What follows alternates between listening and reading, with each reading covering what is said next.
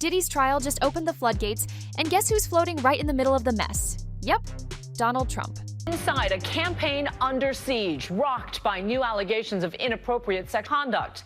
But at one spirited Donald Trump rally, you'd never know it. Women coming forward with these stories. His hands were all over me. An avalanche of accusations against Donald Trump. The election has taken yet another sordid turn. No, I didn't see this coming at all. You're right that campaigns do have October surprises, but this is a shock. Just 26 days to go now until Election Day, and that shockwave is reverberating across the country.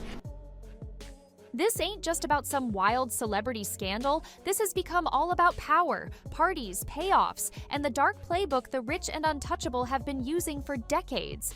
And guess what? The playbook looks real familiar because we've seen Trump run the same place. We're talking hush money, NDAs flying like confetti, secret tapes that magically disappear, and names showing up in places they were never supposed to. However, things are about to get messier. This was after words on the street suggest that the president might be planning to actually pardon Diddy. This rabbit hole goes deep, and by the time we get to the bottom, Trump's name might be stamped all over it. Long before Donald Trump became a political figure and before Sean Diddy Combs was a name tied to controversy, the two men shared a surprisingly visible and cordial relationship rooted in mutual respect, shared social circles, and a love of wealth, power, and spectacle. Their connection was most visible during the late 1990s and early 2000s, when both were larger-than-life personalities in New York City.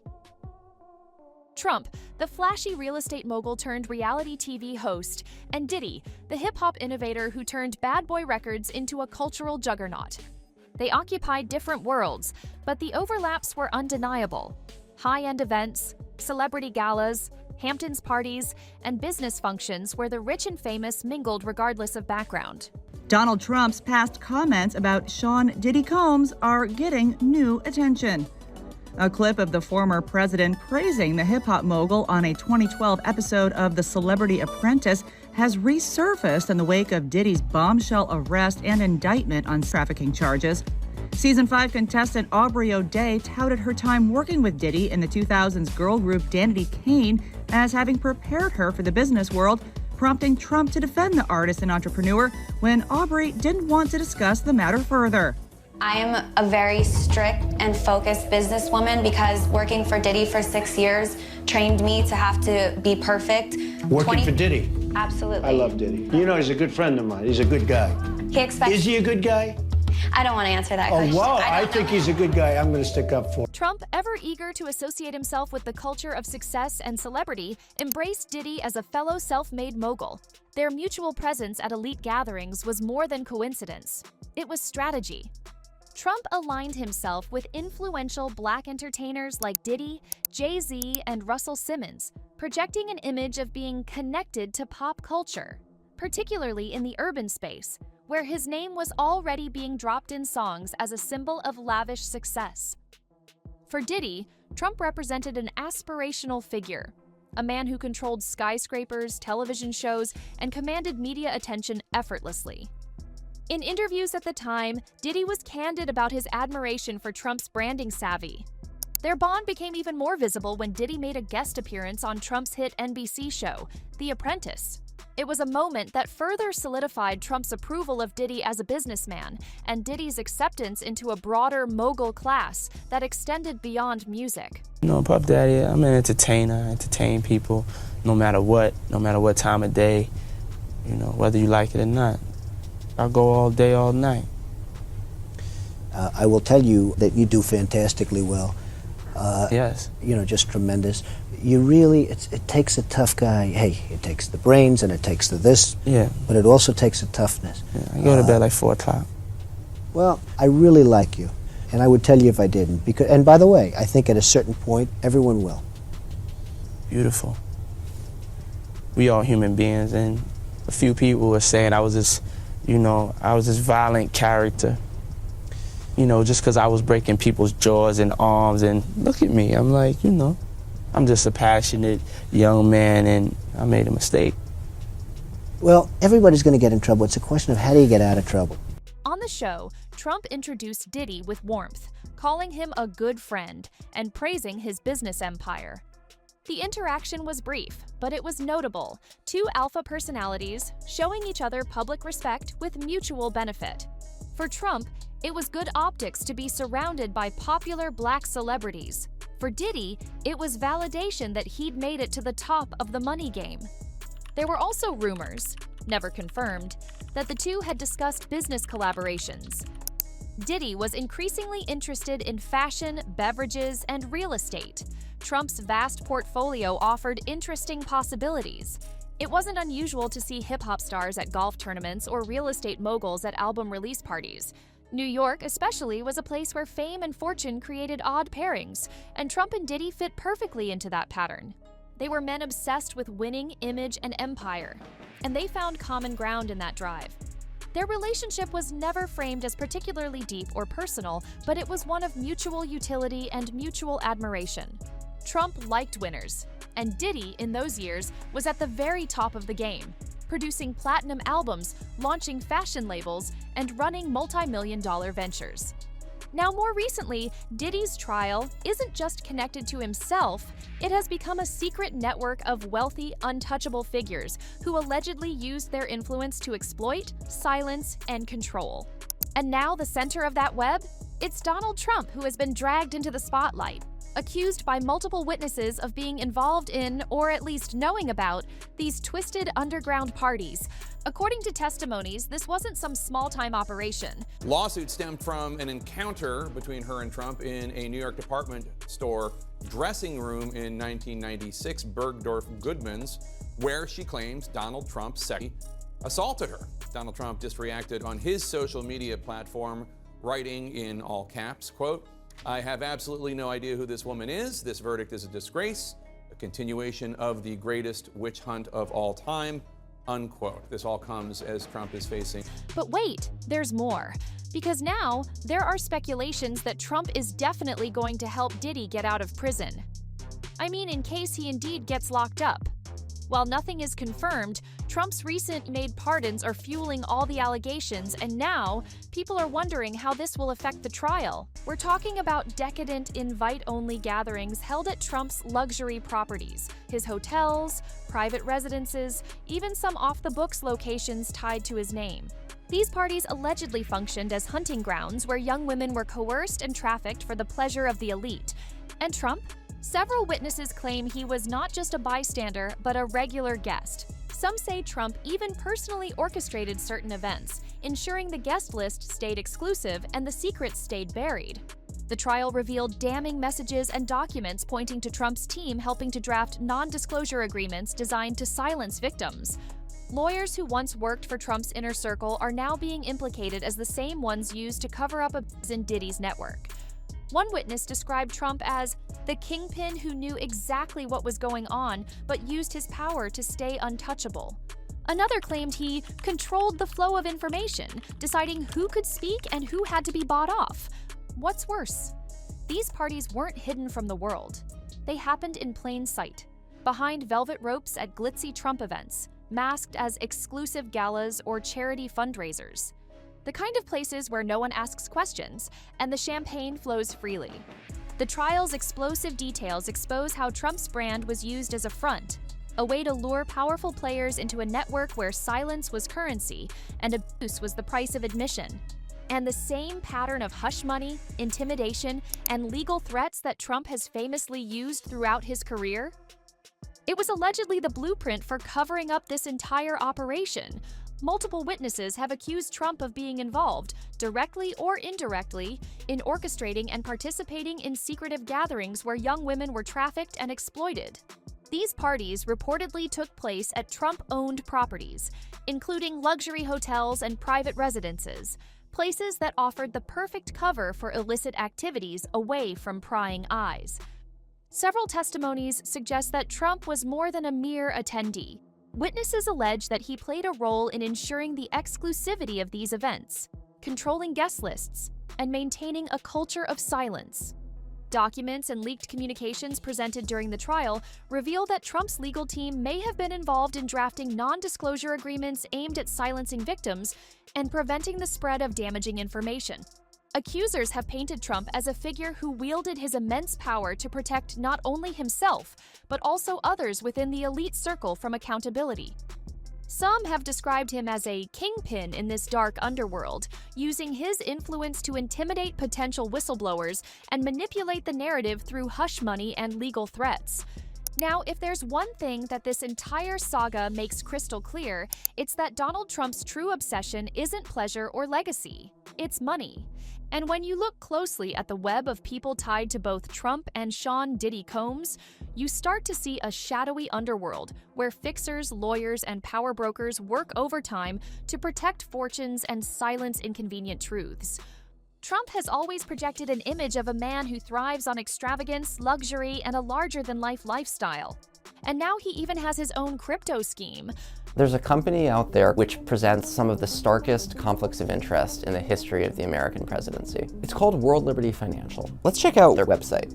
At the top, it's Donald Trump, who's identified as chief crypto advocate, his three sons, Eric, Don Jr., and Barron. And then beneath them, you've got these guys, Zach Folkman and Chase Hero. They're otherwise known for selling everything from colon cleanses to get-rich-quick classes. Now, they're offering a new type of cryptocurrency. The World Liberty Financial token sale is now live. That, when bought and sold, directly benefits the Trump family's bottom line. But scratch the surface, and it becomes obvious. It's never about enjoyment. It's about control. It's about protecting a financial empire, no matter the cost. Diddy, for all his swagger and flash, runs a similar game. Both men move in circles where money and influence talk louder than morals or empathy. And this overlap is no coincidence. They share more than just public parties and occasional appearances. They share an entire system of fixers, the lawyers, PR experts, and private investigators who step in to clean up messes, bury scandals, and keep the wheels turning smoothly. These fixers operate in the shadows, far from the cameras and headlines. They negotiate hush money, draft ironclad non-disclosure agreements, and intimidate witnesses, all to protect their clients' brands and bank accounts. And the trial involving Diddy has peeled back the curtain, revealing how deeply entrenched these tactics are. What's shocking is how many of these fixers are connected to Trump as well. Lawyers who once represented Trump's interests are now being named in the trial as key players in covering up the abuse allegations swirling around Diddy's network. This shared pool of problem solvers blurs the lines between celebrity scandals, political power plays, and criminal cover-ups. This isn't just about individual cases of misconduct. It's a system that prioritizes money and reputation above truth or justice. Trump, more than anyone, exemplifies this. Time and again, he's shown he's willing to sacrifice everything, including his public image, to protect his fortune.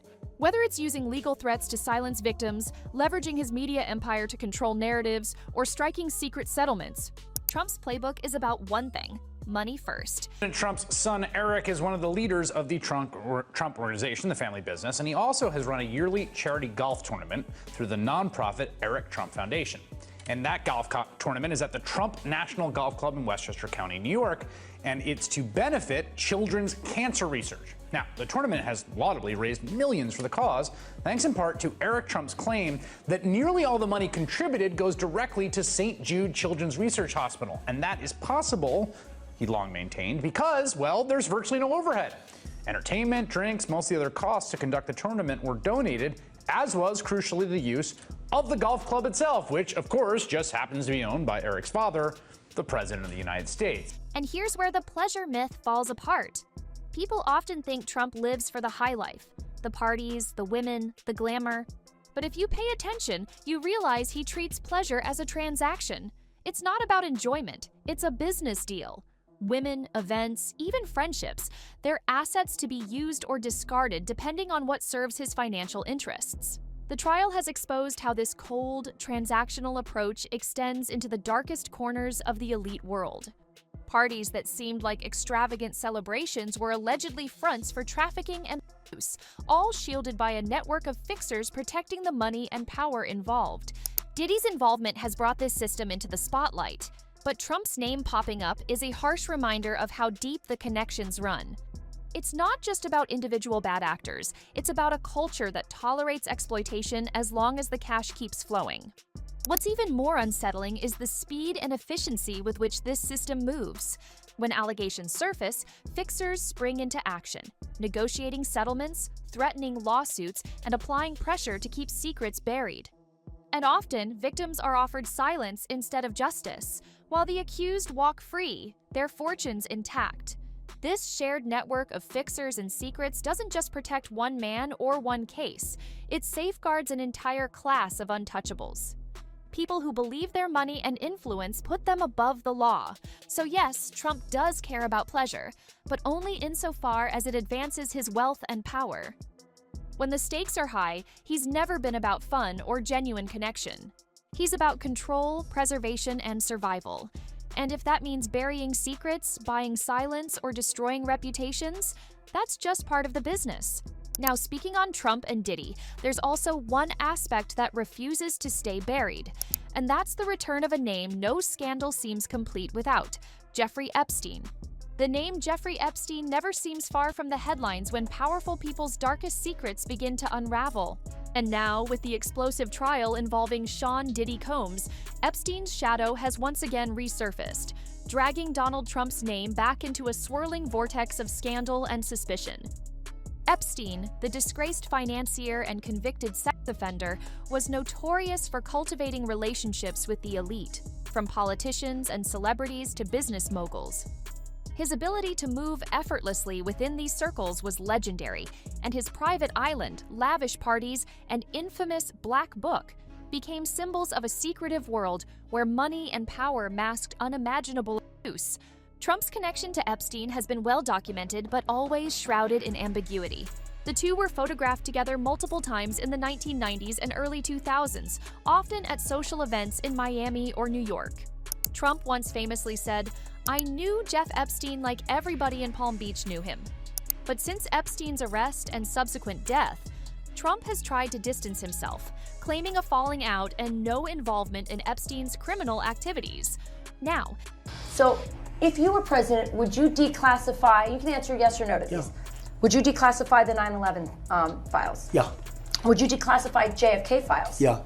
Would you, I did a lot of it. Would you declassify the Epstein files? Yeah, I would. All right. I guess I would. I think that less so because, you don't know. You don't want to affect people's lives if it's phony stuff in there because there's a lot of phony stuff with that whole world. But I think I would. I think I would? There's a lot of phony stuff in there. A lot of phony stuff. I think I would. I don't know. Less so. I guess so. I don't know. What are you all hesitating about? When Donald Trump really believes in something, does he hesitate? He never hesitates, right? And when does he say that there's phony stuff? When it's about him. You cite anything positive about him? He said it about polls the other day. He's like, well, but the polls in 2020 all fake, all phony. You know how bad the polls are. But now the polls have me up. Now I love the polls. Now the polls are true. He just says it. as Diddy's trial exposes a vast network of exploitation and trafficking allegedly involving some of the same high-profile social circles, Epstein's name is cropping up again. Several witnesses have suggested that Epstein's operations and connections overlapped with the networks discussed in court, hinting at a broader ecosystem of abuse that stretches beyond any one individual. One of the most troubling revelations is the suggestion that some of the parties where exploitation allegedly took place were connected to or inspired by Epstein's infamous gatherings. Testimonies describe lavish events with similar patterns of coercion and manipulation, a troubling echo of Epstein's methods. Moreover, some legal teams and fixers involved in the Diddy trial have links to Epstein's former lawyers and associates. And even that audio from Epstein where he speaks about Trump has resurfaced. This connection suggests a potential recycling of the same tactics used to keep Epstein's secrets hidden: NDAs, settlements, and aggressive legal maneuvers to silence victims and witnesses. Trump's name resurfaces here not just because of his past association with Epstein, but because the trial reveals how these dark networks often share more than just locations. They share people, methods, and a culture of impunity. Well, not only that, but there is another point in this case that is being resurfaced, and that is the vanished Trump tapes. These mysterious recordings have been the subject of intense speculation and intrigue, especially as the trial involving Sean Diddy Combs unfolds and brings Donald Trump's name back into the spotlight. For years, rumors have swirled about the existence of audio or videotapes that could reveal explosive details about Trump's involvement in some of the most controversial and secretive moments tied to the elite ring and other illicit activities. These tapes are said to contain candid conversations, possibly incriminating discussions about hush money deals, coordinated cover-ups, and interactions with key fixers who have long operated behind the scenes to protect powerful figures. But here's where things get really interesting and frustrating. These tapes have mysteriously vanished.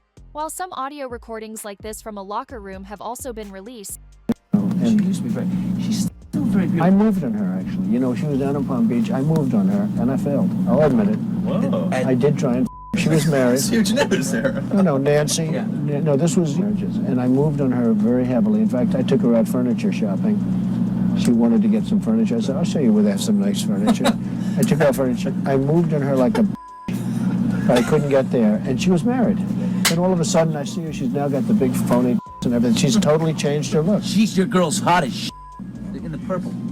Whoa! Yes! Whoa! Yes, the Donald has scored! Oh, my...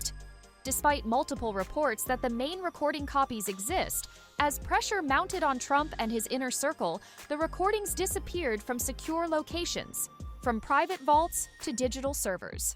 The timing of their disappearance is, unsurprisingly, raising more than a few eyebrows. Many insiders believe this is no coincidence. They argue that Trump's legal team and trusted fixers orchestrated a deliberate effort to erase these tapes, ensuring no damaging evidence could be used against him. This alleged cover-up paints a vivid picture of a system willing to go to extraordinary lengths to protect one of its most prominent figures. Of course, Trump and his representatives have the most difficult answers to these claims. In this video, I just start kissing them. It's like a magnet. Just kiss. I don't even wait. And when you're a star, they let you do it. You can do anything. Grab them by the you can do anything. That's what you said, correct? Well, historically, that's true with stars. It's true with stars that they can grab women by the Well, that's what it's. If you look over the last million years, I guess that's been largely true. Not always, but largely true. Unfortunately or fortunately. And you consider yourself to be a star? I think you can say that, yeah. According to them, the tapes either never existed or contain nothing that could incriminate anyone. They frame the entire saga as a politically motivated smear campaign designed to distract and damage Trump ahead of upcoming elections and ongoing legal battles. The disappearance of these tapes highlights a disturbing challenge in cases involving the ultra-wealthy and powerful. When evidence can be hidden, destroyed, or manipulated, the path to justice becomes incredibly complicated. Within the courtroom, this issue has become a heated point of contention. Attorneys are demanding answers about the whereabouts of any recordings related to the case. Legal motions have been filed to compel the production of such evidence, but so far, the hunt for the vanished Trump tapes has come up empty. For observers and victims alike, the absence of these tapes is a bitter pill. They symbolize the very real obstacles faced when trying to hold the powerful accountable. Yet, experts caution that missing tapes don't necessarily mean the truth is lost forever. Digital footprints, new witness testimony, and leaks from within the tangled web of insiders could still bring critical information to light. The deeper we go into the trial of Sean Diddy Combs, the clearer it becomes. The abuse tactics being exposed aren't just shocking, they're disturbingly familiar. In fact, many of the methods described by victims and insiders echo the same patterns long associated with Donald Trump's past behavior. This isn't just about individual misconduct. It's about a blueprint that powerful men have used for decades to protect themselves, manipulate victims, and erase accountability. Let's break it down. In testimony after testimony, we're hearing chillingly similar strategies. Young women allegedly groomed with promises of fame or money, then isolated, controlled, and abused. They're handed NDAS before they even realize what they've stepped into. If they resist or try to speak out, they're threatened, legally, financially, sometimes physically. Then there's the inner circle of enablers, the lawyers, bodyguards, and managers who make sure the truth never leaks. Sound familiar? This is the same machinery that's been tied to Trump for years, From the hush money payments to Stormy Daniels to the claims made by multiple women who've accused him of harassment or assault, the blueprint is eerily similar. Trump, like Diddy, is accused of using his wealth and connections not just to enjoy power, but to weaponize it. Control, silence, deflect, repeat. Even the way both men built their public images plays into this narrative. They surrounded themselves with excess, flashy wealth, glamorous parties, celebrity guests, and used that spectacle as both bait and camouflage. While the public saw luxury and success, the real operations, the darker ones, stayed hidden behind the velvet ropes. One of the most unsettling similarities, the way both have allegedly used fear to maintain control. In Diddy's case, we've heard from people who say they felt physically unsafe trying to leave his orbit. In Trump's case, multiple women have come forward over the years claiming they were threatened or intimidated after speaking out. One even claimed she received a warning from Trump's own legal team: "Go public, and we'll destroy you." What's more, both men have been experts at manipulating the legal system to their advantage. Trump has spent his entire public life locked in legal disputes, using lawsuits and settlements as both shields and swords. It's not about justice, it's about buying silence. That same strategy now appears central to the allegations against Diddy. Victims weren't just ignored, they were paid to disappear. And then there's the media. Trump has famously weaponized the press, calling stories fake news and attacking journalists who question him. Diddy has similarly used his media clout to control narratives and protect his image. When these men are accused, they don't just deny, they go on the attack, trying to discredit the accuser before the public can even hear their story. None of this is to say the cases are identical, but the patterns, the tactics, the arrogance of untouchability, they're cut from the same cloth. It's about power and the belief that, with enough money and connections, you can do anything and get away with everything. And when Trump was recently asked about Diddy, his response was completely different.